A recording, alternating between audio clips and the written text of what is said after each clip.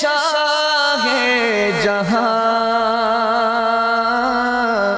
صدائے رمضان۔ بسم اللہ الرحمن الرحیم۔ مولا صلی وسلم دائما ابدا علی حبیبک خیر الخلق کلہم۔ السلام علیکم ناظرین و سامعین کرام، 9 نیوز HD کے لائیو اسٹوڈیو سے رمضان المبارک کی اسپیشل ٹرانسمیشن کے ساتھ آپ کی خدمت میں حاضر ہے آپ کا میزبان محمد لقمان رضا۔ ناظرین و سامعین، رمضان المبارک کی ان بابرکت گھڑیوں میں، ان مبارک پرکیف ساعتوں میں یہ اسپیشل ٹرانسمیشن صدائے رمضان، رمضان المبارک کی اسپیشل آواز یہ آپ تک پہنچائی جا رہی ہے۔ آج کا ہمارا موضوع ایک عظیم صحابی رسول سیدنا مقداد بن عمر رضی اللہ عنہ آپ کے حوالے سے۔ تمام صحابہ کرام علیہم رضوان عظیم ہیں، عظمت، رفعت اور شان میں وراء الوراء ہیں۔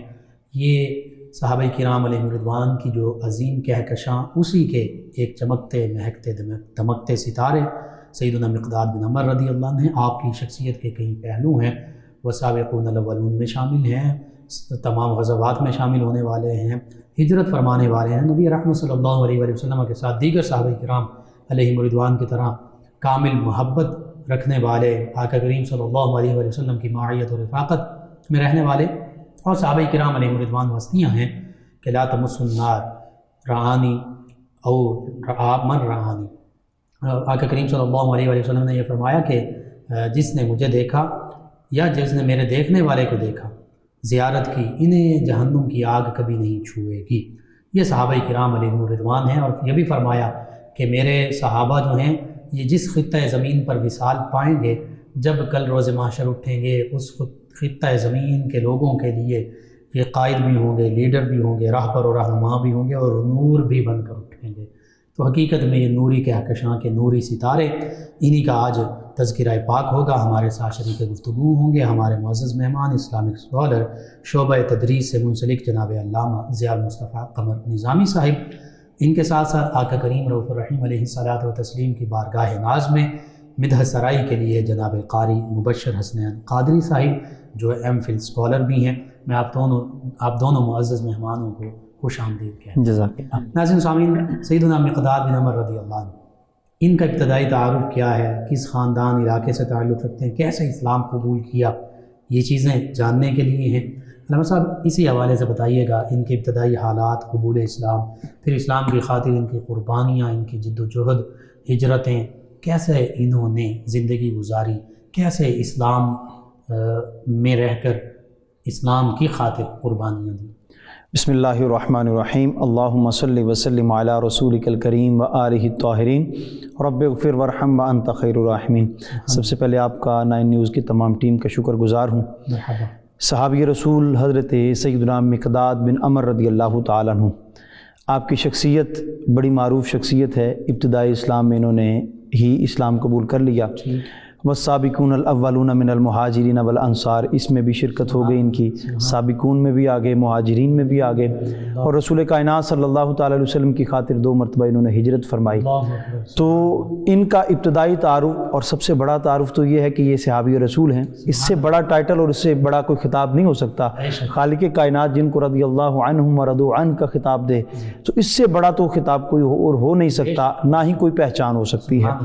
لیکن ان کا اگر بنیادی طور پہ ابتدائی تعارف دیکھا جائے تو حضرت مقداد بن عمر رضی اللہ تعالیٰ عنہ، یہ بحرا ایک علاقہ ہے، وہاں کے رہنے والے تھے، اور کندی خاندان کے ساتھ ان کا تعلق تھا۔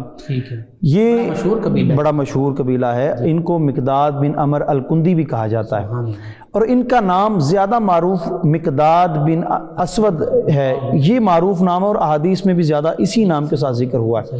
اس کی وجہ کیا ہے؟ اس کی وجہ یہ ہے کہ حضرت مقداد بن عمر رضی اللہ تعالیٰ عنہ یہ بحرا میں رہتے تھے، وہاں پہ ان کے خاندان کے کسی فرد نے کسی کا قتل کر دیا۔ اب انتقام کے لیے وہ لوگ آتے اور ان کو بھی پریشانی ہوتی۔ انہوں نے اس علاقے کو اس پریشانی کی وجہ سے چھوڑ کر کندہ علاقے میں چلے گئے، جہاں پہ ان کے خاندان کے اکثر حضرات موجود تھے۔ وہاں پہ انہوں نے سکونت اختیار کی، لیکن وہ لوگ پیچھے بھی پہنچ گئے، اور جتنے لوگ بھی کندہ میں پہنچے تھے ان کا تعاقب انہوں نے کیا۔ وجہ یہ تھی کہ ان کے خاندان کے کسی فرد نے قتل کیا تھا۔ جب وہاں سے پریشان ہوئے تو انہوں نے وہاں سے سفر شروع کیا اور مکہ مکرمہ میں آ کے سکونت اختیار فرمائی. یہ تو ساری ان کی ہجرتیں ہی ہو رہی ہیں. ابھی اعلان نبوت نہیں ہوا تھا کہ یہ مکہ مکرمہ میں پہنچے تھے، اور مکہ مکرمہ میں انہوں نے ایک شخص کے پاس آ کر انہوں نے پڑاؤ کیا اور وہاں پہ آ کر انہوں نے سکونت اختیار کی. اور اس شخص کے پاس آ کر انہوں نے جب سکونت اختیار کی تو وہ اسود نامی تھا، تو جس کی وجہ سے اس کو اس کے ساتھ پیار بھی تھا. حلیفانہ معاہدہ جب انہوں نے کیا تو اس نے اپنا متبنہ بنا لیا، ان کو منہ بولا بیٹا بنا لیا. اب مکہ کے علاقے میں وہ معروف ہو گئے مقداد بن عمر کی بجائے مقداد بن اسود کے نام سے. تو اسود بن یغوث کے پاس جب انہوں نے پڑاؤ کیا، قیام کیا، اس کے ساتھ معاہدہ کیا، اس نسبت کے ساتھ یہ معروف ہو گئے مقداد بن اسود. تو یہی نام زیادہ ان کا پھر چلنے لگا اور ابن اسود کے نام سے بھی ان کو پکارا جاتا رہا. تو یہ وجہ تھی، اور مکہ میں ان کا آنا اسی وجہ سے ہوا تھا کہ آپ اس انتقام کی وجہ سے جو لوگ پیچھے آتے تھے اور ان کو ناجائز پریشان کرتے تھے، یہ چلتے چلتے اس میں ملوث بھی نہیں، یہ اس میں ملوث بھی نہیں. اسی طرح اسلام کی نور کا آغاز ہوتا ہے، اسلام کی روشنی پھیلتی ہے، اسلام کا نور جو ہے پھیلتا ہے، تو پھر یہ اسلام کو ابھی یہ آ کر صحیح طرح قیام پذیر نہیں ہوئے تھے کہ رسول کائنات صلی اللہ تعالی علیہ وسلم نے اعلان حق فرما دیا. اعلان نبوت فرمانے کی دیر تھی، اسلام کی کرنیں، سورج کی کرنیں روشن ہوئیں، اسلام کا سورج بلند ہوتا گیا. ان کے دل میں کرنیں جب پڑیں اور انہوں نے محسوس کیا کہ یہ دعوت حق ہے، یہ دعوت باطل نہیں ہے، بلکہ یہ حق کی دعوت ہے اور اس کو قبول کرنا چاہیے. انہوں نے اسلام کے قریب ہونے کی کوشش کی اور اسلام کو سمجھنے کی کوشش کی، یہاں تک کہ اسلام کے شیدائی ہو گئے. دل میں اسلام کی تعلیمات گھر کر گئیں، اور دیکھیں کہ ان کو 7ویں نمبر پر اسلام قبول کرنے کی سعادت حاصل ہوئی. یہ وہ پہلے لوگ تھے جنہوں نے رسول کریم صلی اللہ تعالی علیہ وسلم کا ساتھ دیا تھا، ان میں یہ 7ویں نمبر پر ان کا شمار ہوتا ہے. کتنا پہلے حضور کے ساتھ یہ شامل ہو گئے، پھر حضور کے ساتھ بڑا پیار، حضور کے ساتھ بڑی محبت، حضور ان کے ساتھ محبت اور شفقت کی نظر رکھتے تھے. تو یہ حضور کی خدمت اور معیت میں ہمیشہ رہے، یعنی شروع میں ہی گھر بار سب کچھ چھوڑ دیا اور اسلام کے ہی ہو کر رہے ہیں. جی، اسلام کی خدمات کرنا شروع ہو گئے. اور ابتدائی اسلام میں آپ جانتے ہیں کہ کتنی مشکلات تھیں، ساری مشکلات کے انہوں نے سامنا کیا، اور اتنی مشکلات کہ ان کو طرح طرح کی اذیتیں دی جاتی، ان کو پریشان کیا جاتا اسلام قبول کرنے کی وجہ سے. اور حق پسندی جنہوں نے کی اور حق کا اعلان کیا، اس کو تکلیف پہنچائی گئی. مولانا صاحب، اس میں اگرچہ جو قریش میں سے صحابیت کا شرف پانے والے تھے ان پر بھی ظلم و ستم ہوتا تھا، لیکن جو باہر سے تھے یا غلام تھے ان کو وہ تھوڑا ایسے سمجھتے تھے، آسان ہدف سمجھتے تھے، ان پہ زیادہ ظلم و ستم ہوتا. کیونکہ ان کے وہاں پہ آبا و اجداد موجود نہیں تھے، بڑے سردار موجود نہیں تھے. اگر قبیلہ قریش کے کسی فرد یا کسی اس میں قبیلہ کسی شاخ کے بندے کو اگر کچھ کہا جاتا تو وہ سارے قبیلے والے اپنے خاندان کی وجہ سے اٹھ کھڑے ہوتے. لیکن جب یہ باہر کے لوگ ہوتے یا غلام ہوتے، جیسے حضرت بلال حبشی رضی اللہ تعالیٰ عنہ ہیں، ان ہستیوں کو کس انداز میں تکلیف پہنچائی گئی. انہی میں حضرت مقداد بن عمر رضی اللہ تعالیٰ عنہ بھی شامل تھے کہ جن کو بہت زیادہ تکلیف پہنچائی گئی. یہاں تک کہ جب برداشت سے کام باہر ہوا تو حضور کی اجازت کے ساتھ یہ حبشہ کی طرف ہجرت کر گئے. حبشہ میں کچھ دیر قیام کیا اور یہ فضا ادھر کچھ ایسی قائم ہوئی، وہاں افواہ پھیل گئی کہ قریش کے ساتھ حضور کا معاہدہ ہو گیا ہے، صلح ہو چکی ہے.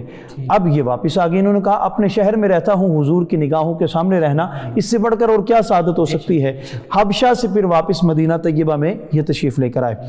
جب مدینہ میں آئے تو یہ وہ زمانہ تھا، جب مکہ میں آئے تو یہ وہ زمانہ تھا جب مدینہ جانے کی تیاری ہو رہی تھی. مدینہ جانے کے لیے مسلمان آئے دن کوئی مسلمان تشریف لے جاتا حضور کے حکم کے ساتھ، یہاں تک کہ حضور سید عالم صلی اللہ تعالی علیہ وسلم بھی ہجرت فرما گئے. کسی وجہ سے، اپنی کسی ذاتی وجہ سے یہ اس وقت تو ہجرت نہ کر سکے حضور سے پہلے، حضور کے بعد انہوں نے ہجرت فرمائی. اور ہجرت کرنے کا بڑا خوبصورت واقعہ ہے. ہجرت کرنے جب حضور ہجرت فرما گئے تو آئے دنوں کافروں کی طرف سے کوئی نہ کوئی لشکر جاتا اور کوشش کرتا کہ مسلمانوں کو واپس لے کر آئیں، رسول کائنات صلی اللہ تعالی علیہ وسلم کا تعاقب کیا جائے. انہی میں ایک فوجی دستہ اکرمہ بن ابو جہل کی قیادت میں گیا. یہ اس کا مسلمان نہیں ہوئے، ابھی مسلمان وہ نہیں ہوئے تھے. تو اکرمہ بن ابو جہل کی قیادت میں کافروں کا جو لشکر گیا، جو ایک وفد گیا، اس لشکر میں یہ شامل ہو گئے، اور ان کے ساتھ ایک عتبہ بن غزوان نامی صحابی رسول تھے، وہ بھی شامل ہو گئے. یہ دونوں صحابی ان کے اندر شامل ہو کر گئے، اور راستے میں مسلمانوں کے ایک لشکر کے ساتھ مجاہدین اسلام کے ساتھ مٹ بھیڑ ہو گئی، اور اتنی زبردست لڑائی ہوئی کہ ان کو پتہ ہی نہیں چل سکا کہ یہ اس قافلے سے نکل کر اس قافلے میں شامل ہو گئے.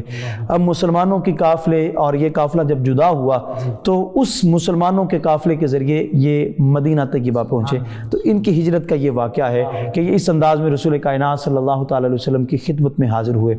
پھر مدینہ طیبہ میں پہنچ کے حضور سید عالم صلی اللہ تعالی علیہ وسلم نے ایک خاص قبیلے کا نام لیا اور کہا کہ تم فلاں محلے میں چلے جاؤ، وہاں پر سکونت اختیار کرو. اور وہاں پہ 4 بکریاں حضور نے خود ان کو عطا فرمائیں جو حضور کی تھیں، اور فرمایا اس کو لیں اور اس کے ساتھ اپنا گزارا کریں. تو حضور سید عالم صلی اللہ تعالی علیہ وسلم اپنے غلاموں کا بڑا خیال رکھا کرتے تھے، اور جب یہ وہاں پہ سکونت پذیر ہو گئے اور وہاں پر رہ کر انہوں نے خوبصورت زندگی گزارنا شروع کی، اور اسلام کی اشاعت و تبلیغ کے حوالے سے وہاں پر بھی انہوں نے کام کرنا شروع کیا. بکریاں ویسے بھی باعث برکت ہیں، اور نبی رحمت صلی اللہ علیہ وسلم کی نظر رحمت میں پلنے بڑھنے والی بکریاں، ان میں تو پھر کیا ہی برکتیں ہوں گی، یہ تو ہم تصور بھی نہیں کر سکتے. ان صحابی رضی اللہ عنہ سیدنا مقداد بن عمر رضی اللہ عنہ، ان کے خصائل، ان کا مبارک حلیہ، اس سے بھی ہمیں فیض یاب کیجیے تاکہ ہمیں پتہ چلے صحابہ کرام کیسے عظیم حسن و جمال کے بھی پیکر ہوا کرتے. حضرت مقداد بن عمر رضی اللہ تعالیٰ عنہ یہ طویل القامت تھے، قد مبارک بڑا طویل تھا، اور اسی طرح عظیم البطن بھی تھے. آپ کا جسم مبارک فربا تھا، قوی تھے، طاقتور بھی تھے، قوی بھی تھے، اور ساتھ ہی طویل قد، اور یہ آپ کی شخصیت کو بڑا روبدار بناتا تھا، ایسے جیسے کوئی طاقتور پہلوان ہو. بالکل اسی طرح، اور خوبصورت انداز میں ان کا چلنا. ان کی داڑھی مبارک بہت گھنی تھی، اور اس کے ساتھ ساتھ ان کے بال مبارک بھی بڑے گھنے تھے، اور خوبصورت داڑھی تھی. جیسے قد و قامت اور صحت مبارک تھی، اسی طرح داڑھی مبارک بھی فربا اور صحیح کثیف داڑھی تھی.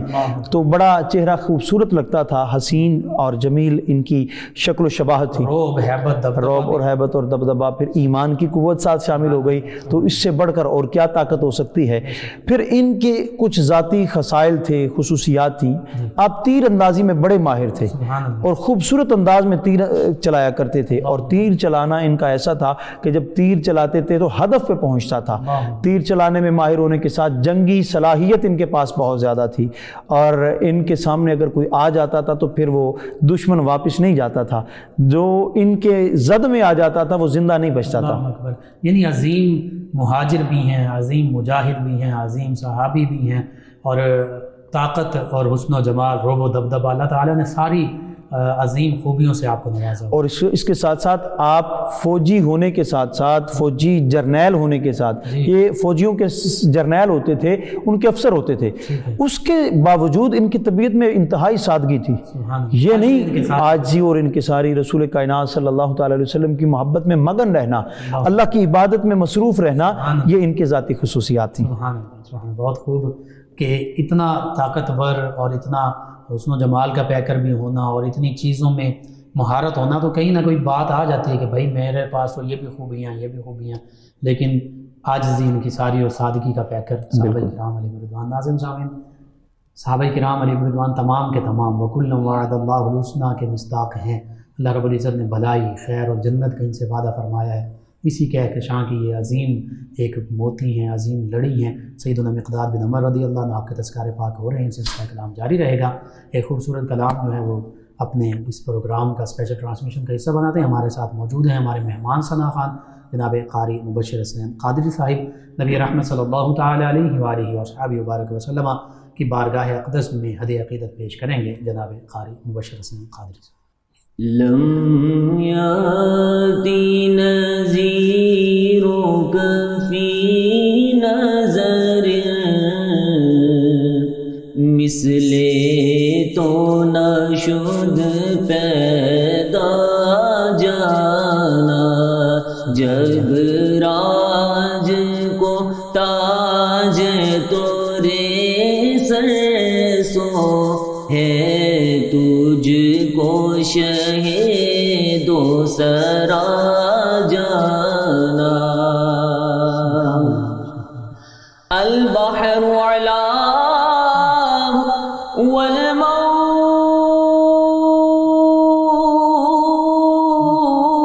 طغى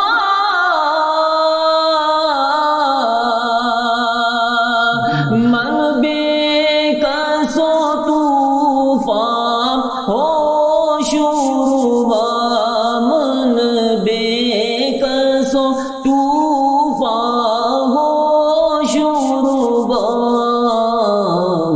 جدار میں وہ بگڑی ہے ہوا جدار میں وہ بگڑی ہے ہوا موری نیا پار لگا جانا لمیا تین نظیروں کا فی نظر مثلے تو نہ شد پیدا جانا انا فی عطش وسخا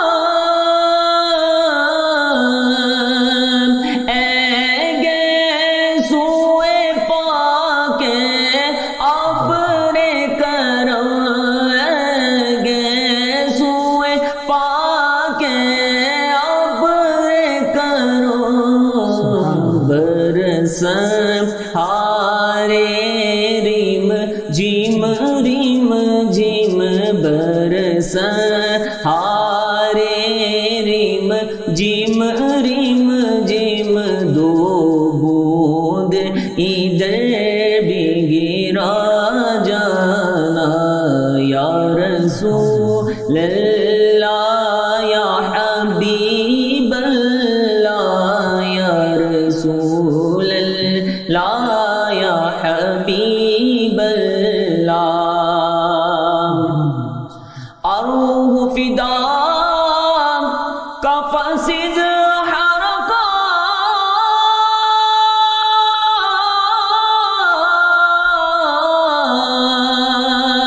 یک شعلہ دیگر برا زان عشقا یک شعلہ دیگر برازان عشقا مورا تن من دھن سب پھونک دیا یہ جان بھی پیارے جلا جانا لم یاتی نظیروں کا فی نظر مثلے تو نہ شد پیدا جانا بس خام خام میں نوائے رضا نہ یہ طرز میری نہ یہ رنگ میرا نہ یہ طرز میری نہ یہ رنگ میرا ارشاد آہیبا ناطق تھا ناچار اس راہ پڑا جانا لم یاتی نظیروں کا فی نظر مثلے تو نہ شد پیدا جانا. ماشاء اللہ، جزاک اللہ جزاک اللہ. ناظرین سامعین، 9 نیوز HD کے لائیو اسٹوڈیو سے رمضان مبارک کی یہ اسپیشل ٹرانسمیشن آپ تک پہنچائی جا رہی ہے.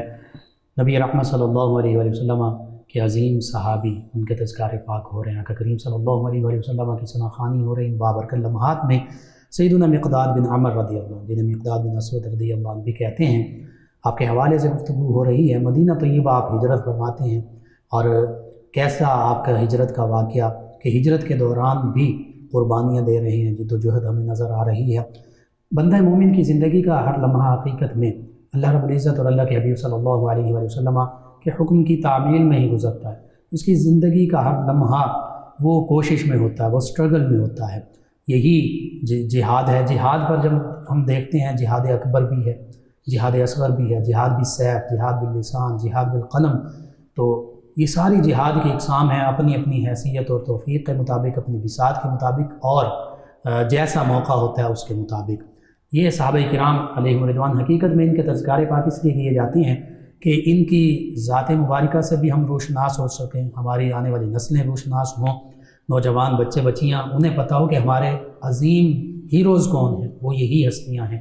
آج ہم نے کچھ ماورائی اور خیالاتی جو لوگ ہیں انہیں اپنا ہیرو بنا لیا۔ حقیقت میں نبی رحمت صلی اللہ علیہ وسلم، صحابہ کرام، اہل بیت کرام، اولیاء اللہ، علماء، فقہاء، صلحاء، عرفاء، نجباء، یہ ہمارے رول ماڈل ہیں، یہ ہمارے ہیروز ہیں۔ بہرحال سیدنا مقداد بن عمر رضی اللہ عنہ، علامہ صاحب ان کی ہجرت کا واقعہ آپ نے بیان کیا۔ ہجرت کے بعد آقا کریم صلی اللہ علیہ وسلم کی معیت رفاقت میں پرماننٹ رہے، زیارت رسول کریم صلی اللہ علیہ وسلم سے اپنے دل کو بھی ٹھنڈا کرتے، آنکھوں کو ٹھنڈا کرتے، روشن منور کرتے۔ پھر کیسے انہوں نے مدینہ طیبہ کی زندگی گزاری، غزوات میں کیسے شرکت کی، اور پھر یہ صرف آقا کریم صلی اللہ علیہ وسلم کے ظاہری عہد مبارکہ تک نہیں رہتا، ظاہری حیات مبارکہ تک، بلکہ بعد میں خلفائے راشدین کے ادوار میں بھی ان کی قربانیاں، ان کا جہاد، ان کے جد و جہد جو ہے وہ جاری رہتی ہے۔ اس پر کلام کیجیے۔ حضرت سیدنا مقداد بن عمر رضی اللہ تعالیٰ عنہ نے تمام معروف غزوات کے اندر شرکت فرمائی۔ غزوہ بدر سے لے کر مصر تک کے تمام معرکوں کے اندر یہ پیش رہے ہیں۔ رسول کائنات صلی اللہ علیہ وسلم کی زندگی مبارک کے اندر سارے غزوات اور بعد کے جتنے بھی معرکے ہیں تمام کے اندر ان کا وجود نظر آتا ہے، اور انہوں نے بڑھ چڑھ کے اسلام کی اشاعت و ترویج کے لیے کام کیا ہے۔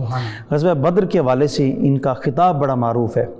غزوہ بدر میں جب رسول کائنات صلی اللہ تعالیٰ علیہ وسلم صحابہ کرام کی صف بندی فرما رہے تھے اور صحابہ کرام کی رائے لے رہے تھے، شورا کی جو مجلس لگی ہوئی تھی، تو اس میں حضور نے آراء لی صحابہ کرام سے کہ بتائیں اب آپ کا کیا نظریہ ہے۔ ہم کسی اور طرز سے نکلے تھے، اب کسی اور طرز پہ ہم نے جانا ہے، اب 1000 کا قافلہ ہمارے مقابلے کو آ رہا ہے، اب آپ لوگوں کی کیا رائے ہے؟ حضرت سیدنا صدیق اکبر کھڑے ہوئے اور آ کر عرض کیا یا رسول اللہ ہم آپ کے قدموں میں حاضر ہیں۔ فاروق اعظم کھڑے ہوئے، ان دونوں کو بٹھا دیا کیونکہ حضور انصار کی رائے لینا چاہتے تھے۔ تو ابھی حضور کچھ کہنے ہی والے تھے ان دونوں اصحاب کے بعد، تو حضرت مقداد بن اسود کھڑے ہو گئے، یہ بھی ہجرت کر کے آئے تھے۔ حضرت مقداد بن اسود کھڑے ہو کے انہوں نے بڑا زبردست خطاب فرمایا، بڑے سادہ الفاظ میں اور بڑے خوبصورت اور جامع الفاظ میں، جانفشانی کے ساتھ، اور ایسے الفاظ میں کہ صحابہ کرام کے اندر ایک ایسی لہر دوڑ گئی کہ کب سامنے دشمن آئے اور ہم اس کو نیست و نابود کر دیں۔ جی صحیح موٹیویشن دی جس کا حق بنتا ہے۔ کھڑے ہو کے عرض کرتے ہیں یا رسول اللہ صلی اللہ علیہ وسلم آپ نے ہمیں دعوت حق دی، ہم نے قبول کی، اب آپ جہاں بھی لے کر جائیں گے ہم آپ کے شانہ بشانہ لڑیں گے، جہاں پہ آپ کا پسینہ گرے گا وہاں پہ ہمارا خون گرے گا۔ یا رسول اللہ بخاری شریف کے یہاں بھی یہ الفاظ بھی ہیں کہ ہم آپ کے دائیں بھی لڑیں گے، بائیں بھی لڑیں گے، یا رسول اللہ آپ کے پیچھے کھڑے ہو کر بھی لڑیں گے، آپ کے سامنے کھڑے ہو کر بھی لڑیں گے، یا رسول اللہ آپ برق الغماد تک بھی آپ ہمیں لے جائیں، ہم وہاں تک بھی جانے کو تیار ہیں۔ جب آپ کے کہنے پہ دنیا کے کسی بھی کونے دور دراز دنیا میں کہیں بھی لے جائیں یا رسول اللہ ہم آپ کے ساتھ لڑیں گے، یہ کہنے کی دیر تھی کہ صحابہ کرام کا جوش و جذبہ بڑھ گیا، اور صحابہ کرام جو انصار تھے وہ بھی کھڑے ہو گئے، اور سب نے کھڑے ہو کر کہا یا رسول اللہ ہم آپ کے قدموں میں اپنی جان قربان کرنے کے لیے تیار ہیں۔ پھر پوری عمر حضرت عبداللہ ابن عمر رضی اللہ تعالیٰ عنہ ارشاد فرمایا کرتے تھے کہ اے کاش کہ اس وقت میں اس عمر کو ہوتا کہ میں میدان بدر میں اتر سکتا۔ حضرت ابن عمر فرماتے ہیں اس میدان بدر سے پہلے جو خطاب حضرت مقداد بن اسود نے فرمایا ہے، اے کاش کہ وہ خطاب کرنے والا میں ہوتا، وہ بات کرنے والا میں ہوتا۔ حضرت عبداللہ ابن مسعود فرماتے ہیں کہ میدان بدر میں میں حضرت مقداد کے ساتھ تھا، کبھی دائیں ہوتا تھا کبھی بائیں ہوتا تھا، اور وہ ساتھ مجھے زندگی بھر کبھی نہیں بھولا۔ تو حضرت عبداللہ ابن مسعود جیسی شخصیت جن کے ساتھ پر خوشی کا اظہار کرتے ہیں، جن کے خطاب کو حضرت عبداللہ ابن عمر جیسے فقیہ حضور کے صحابی وہ پسند کرتے ہیں اور ان کی جگہ ہونا اپنے آپ کو پسند کرتے ہیں، تو ان کا خطاب پھر کتنا ایمان افروز خطاب ہوگا۔ یہ بھی پتہ چلتا ہے سیدنا عبداللہ بن مسعود رضی اللہ عنہ کی بار صحابہ کرام میں جی، اور عبداللہ بن عمر صغار صحابہ کرامین عمر کے حوالے سے ہم سن ہیں، تو اس سے مطلب یہ بڑے ہوں یا چھوٹے ہوں، عالم ہوں یا فقیہ ہوں، محدث ہوں، کسی بھی شعبے سے تعلق رکھنے والے مسلمان ہوں، ان کے لیے یہ صحابہ کرام علیہم رضوان اور یہ جہاد اور جذبہ شوق شہادت یہ مشعل راہ ہے، مشعل راہ ہے۔ اور جو جہاد میں پیش ہوتا ہے وہ ان کا دوست ہوتا ہے، جیسے حضرت مقداد بن اسود یہ پیش سے حضرت عبداللہ ابن مسعود نے ان کا ساتھ پسند کیا، حضرت ابن عمر نے بھی اس کو پسند فرمایا۔ اور غزوہ بدر کے اندر اگر دیکھا جائے تو ایک روایت ملتی ہے کہ 2 گھوڑے تھے مسلمانوں کے پاس، اور بعض نے یہ لکھا ہے اور اس پر زور دیا ہے کہ صرف ایک ہی گھوڑا تھا مسلمانوں کے پاس، اور وہ گھوڑا حضرت مقداد بن اسود کے پاس تھا۔ صرف ایک ہی مجاہد گھوڑے پر سوار تھا اور وہ حضرت مقداد بن اسود رضی اللہ تعالیٰ عنہ ہی تھے۔ اس کے بعد کے جتنے بھی غزوات ہیں، غزوہ احد ہو، غزوہ خندق ہو، تمام غزوات کے اندر آپ اپنے قدموں پر چل کر آئے ہیں، اپنے گھوڑے کو اختیار نہیں فرمایا، اپنے قدموں پر چل کر آئے ہیں اور جہاد فرمایا ہے اور پامردی کا مظاہرہ فرمایا ہے۔ غزوہ احد کے اندر بھی آپ کی جاں فشانی نظر آتی ہے، غزوہ خندق کے اندر آپ کی محنت نظر آتی ہے، اور حضور کے قدموں میں اپنی جان قربان کرنے کا جذبہ لے کر حاضر ہونا یہ نظر آتا ہے۔ پھر اس کے بعد اگر دیکھا جائے کہ رسول کریم صلی اللہ تعالی علیہ وسلم نے ان کو خیبر کے غزوہ کے بعد ان کو خیبر میں زمین عطا فرمائی۔ خیبر یہ ان کی ویسے تجارت کا کام تھا، تجارت کے شعبہ کے ساتھ منسلک تھے، اور حضور نے وہاں پر جو زمین عطا فرمائی اس زمین پر انہوں نے سکونت اختیار فرمائی، اور حضور سید عالم صلی اللہ تعالی علیہ وسلم کی عطاؤں کی ان پر بارش ہوا کرتی تھی۔ کبھی بکریاں عطا فرماتے، کبھی فلاں محلے میں جا کر قیام پذیر ہو جاؤ یہ جگہ عطا فرماتے، کبھی خیبر کے مقام پر ان کو جگہ عطا فرماتے، اور یہ وہ جگہ جو حضرت سیدنا امیر معاویہ رضی اللہ تعالیٰ عنہ نے اپنے دور کے اندر اس کو خرید لیا اور اس کو خرید کر اپنی مملکت کے اندر شامل فرما لیا، اپنے وقف کر دیا اور رعایا کے لیے اس کو عام کر دیا۔ تو حضرت مقداد بن عمر رضی اللہ تعالیٰ عنہ جن کو حضرت مقداد بن اسود بھی کہا جاتا ہے، یہ صحابی رسول، ان کا ایک بڑا خوبصورت واقعہ ہے، میں وہ ضرور بتانا چاہوں گا۔ حضور ایک دن ان کے محلہ میں تشریف لے کر آئے جہاں پر 4 بکریاں یہ حضور کی پال رہے تھے اور خود اس سے فائدہ حاصل کر رہے تھے، فیض حاصل کر رہے تھے، اور صحابہ کرام تو اگر حضور کی قصوہ ان کو مل جاتی ہے تو وہ اس کو سنبھالنے میں، اس کی خدمت کرنے میں اعزاز سمجھتے ہیں۔ ان کو 4 بکریاں حضور نے عطا فرمائی اور اس سے فیض حاصل کرنے کا حکم بھی ارشاد فرمایا۔ تو حضرت مقداد بن اسود رضی اللہ تعالیٰ عنہ کے گھر تشریف لے کر آئے حضور، اور کچھ دیر کے لیے حضور نے کچھ دن کے لیے قیام فرمایا، اور انہی کے ساتھ کھاتے پیتے اور ان کے ساتھ ہی حضور رہتے تھے۔ ایک دن کیا ہوا کہ حضور سید عالم صلی اللہ تعالی علیہ وسلم رات کے وقت کہیں باہر تشریف لے گئے۔ حضرت مقداد کافی بھوک میں تھے اور بکریوں کا دودھ دو کے جو رکھا تھا وہ پہلے خود پی چکے تھے، حضور کے حصہ کا جو پڑا تھا وہ اتنا بھوک کے عالم میں تھے کہ حضور کو کچھ دیر ہو گئی تو یہ سمجھا کہ ہو سکتا ہے کسی انصاری کے گھر میں دعوت ہو، اس لیے حضور کچھ کھا پی کر سیر ہو کر تشریف لے کر آئیں گے۔ انہوں نے یہ سمجھا تو حضرت مقداد نے حضور کے حصے کا جو دودھ پڑا تھا وہ بھی پی لیا۔ دودھ پینے کے بعد جب حضور سید عالم صلی اللہ تعالی علیہ وسلم تشریف لے کر آئے تو حضور نے برتن کی جانب جب ہاتھ بڑھائے تو آپ شرمندگی کی وجہ سے چھپ گئے، آپ کے جسم مبارک پر کپ کپی طاری ہو گئی۔ وہ صحابی رسول جو طویل القامت تھے، عظیم البطن تھے، ایک بہادر نوجوان تھے، رسول کائنات کا ادب و احترام ایسا ہے کہ حضور نے جیسے ہی پیالے کی طرف ہاتھ بڑھایا جسم مبارک پر کپ کپی طاری ہو گئی اور شرمندگی کے آثار نمایاں ہو گئے۔ جب پیالہ حضور نے اٹھایا تو اب ان کو کچھ کہنے کی ہمت نہیں ہو رہی تھی، تو حضور نے پیالہ اٹھا کے حضور نے شفقت فرمائی۔ جب یہ دیکھ لیا کہ دودھ تو ختم ہو چکا ہے اور میں ابھی سیر نہیں ہوا تو ان کو بولنے کی بھی ہمت نہیں ہو رہی تھی، اب حضور نے دعا ارشاد فرمایا اللہم اطعمہ من اطعمنی واسقہ من سقانی، یا اللہ اس کو بھی پلا، اس کو کھلا جس نے ہمیں کھلایا، جس نے ہمیں پلایا اس کو تو پلا، یعنی اشارہ دے دیا کہ جاؤ جا کر دودھ دو کے آؤ اور ہمیں کچھ کھلاؤ پلاؤ۔ حضرت مقداد کہتے ہیں مجھے کچھ حوصلہ ہوا، میں نے برتن اٹھایا، جلدی سے بکری کے پاس گیا، میں تو یہ سوچ رہا تھا کہ بکری کے بطن میں اب کچھ بھی باقی نہیں ہوگا، بکری اب دودھ دینے کے قابل نہیں ہوگی، اب دودھ ختم ہو چکا ہوگا، خشک ہو گیا ہوگا، اب اگلے وقت میں اس کو دو کہ میں پھر دودھ حاصل کروں گا۔ لیکن جیسے ہی میں نے برتن قریب کیا، بکری کے ہاتھ قریب کرتا گیا ہوں تو وہ برتن بھرنا شروع ہو گئے۔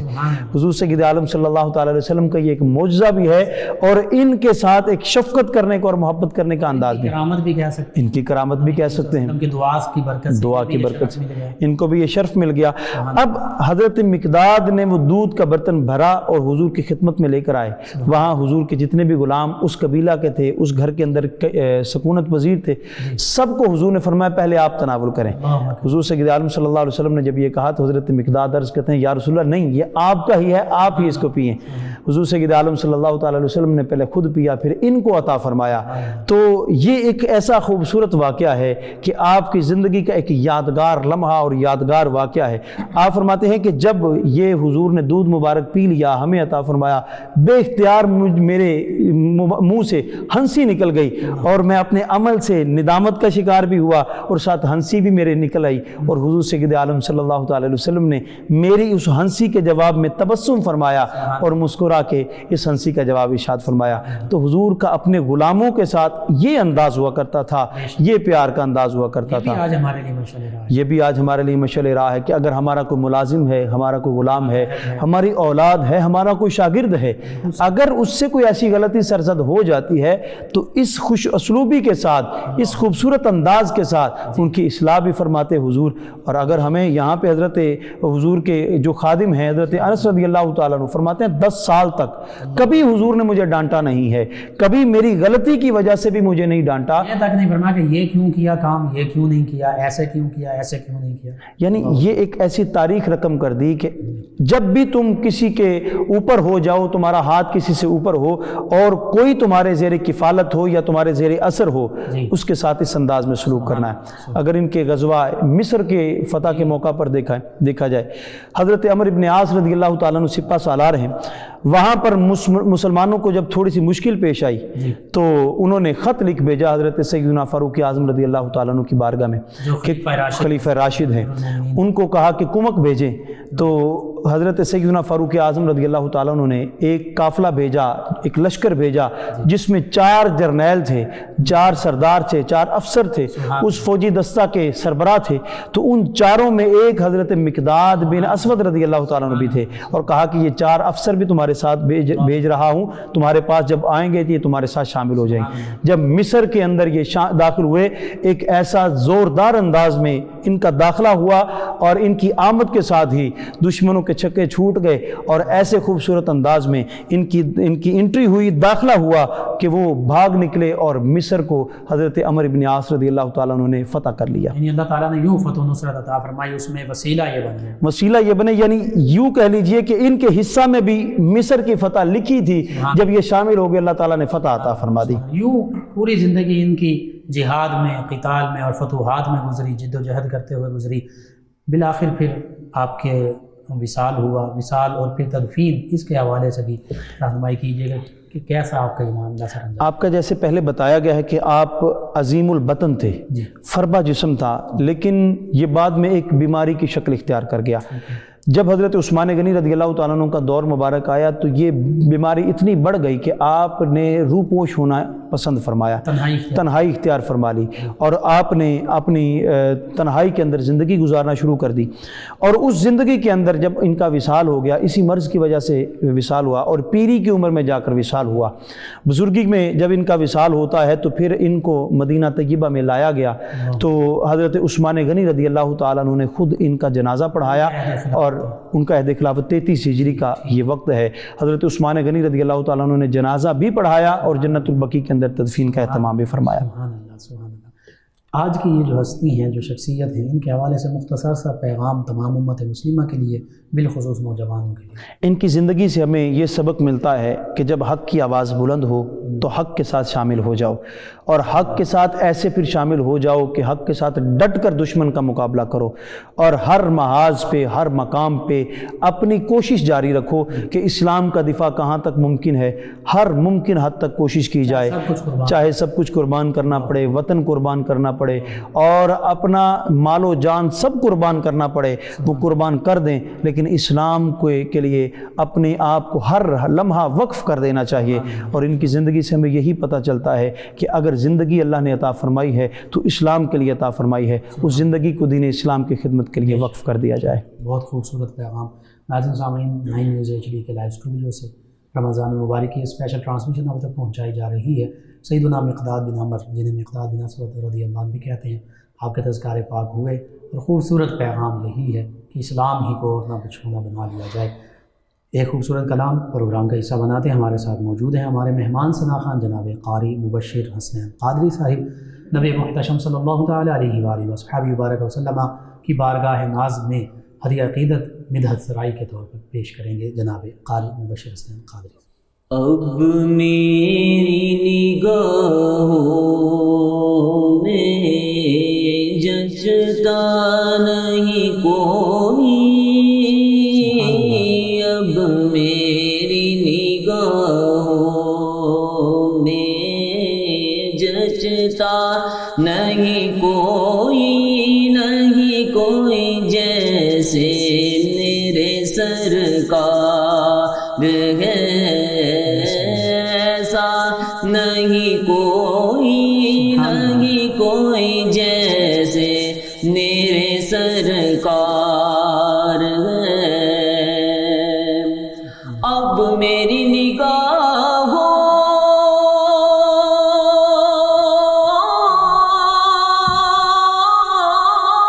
میں جچتا نہیں کوئی جیسے میرے سرکار ہے، ایسا نہیں کوئی، نہیں کوئی جیسے میرے سرکار ہے۔ ارباب نظر کو کوئی ایسا نہ ملے گا، بندے تو بہت مل جائیں گے پر آقا نہ ملے گا۔ تاریخ اگر ڈھونڈے گی ثانی محمد، ارے ثانی تو بڑی چیز ہے، سایہ نہ ملے گا جیسے میرے سرکار ہے، ایسا نہیں کوئی، نہیں کوئی جیسے میرے سرکار ہے۔ تم سا تو ہنسی آنکھ نے دیکھا نہیں کوئی،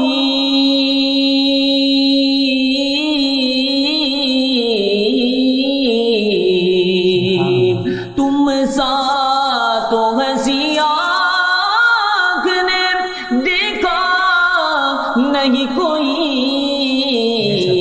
شان لطافت ہے سایہ نہیں کوئی، نہیں کوئی جیسے میرے سرکار ہے۔ اور اے ظرف نظر دیکھ مگر دیکھ ادب سے، اے ظرف نظر دیکھ مگر دیکھ ادب سے، سرکار کا جلوہ ہے تماشا نہیں کوئی، نہیں کوئی یہ گنبد خضرا ہے تماشا نہیں کوئی، نہیں کوئی جیسے میرے سرکار ہے۔ اور سرکار کی رحمت نے مگر خوب نوازا،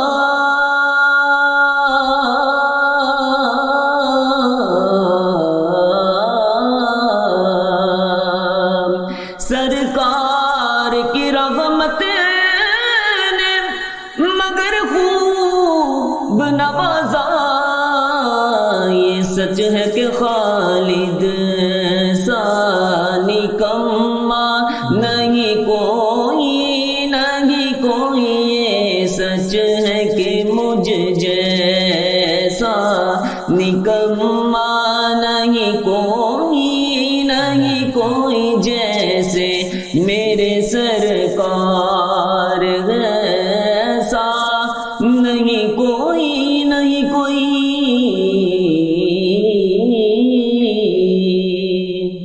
ماشاءاللہ، جزاک اللہ جزاک اللہ۔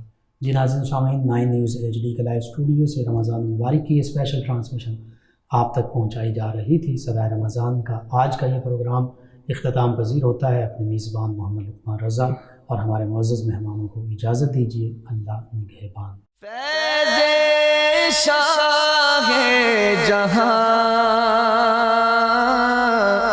صدائے رمضان